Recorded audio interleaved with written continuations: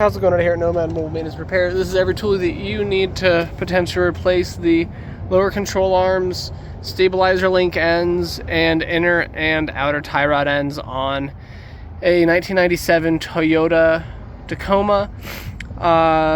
The tie rod end jam nuts and inner tie rod ends, I don't know if that's a 27 or a 24. I think it's a 27. That was the only wrench that I didn't have. I used my slip or my crescent wrench for that and a couple other bolts due to space constraints and not having a 22 or a long 19. But you're going to need a 1/2-inch impact with a 21 socket. You're going to need a pry bar. You're going to need a pair of slip groove pliers. I like using these to remove the inner tie rod ends. They work a lot better than a lot of inner tie rod end tools.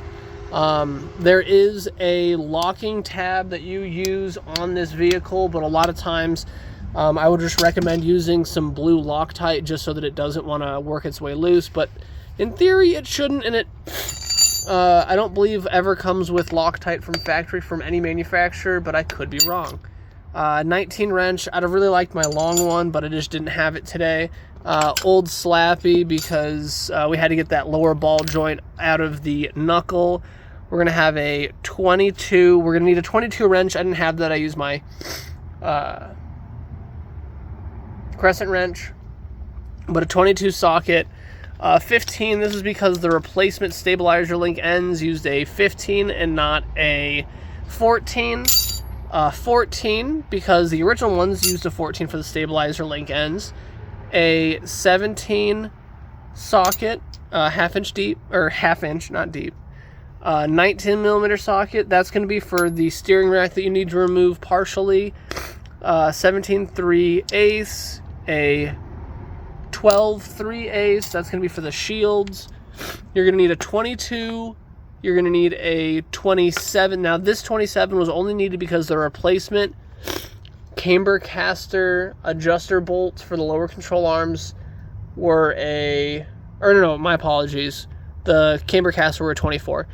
This was for the tie rod end on the driver's side. They used a 27 castle nut, which is crazy to me, but that's what it was. I didn't need that for anything else, so this is probably a optional.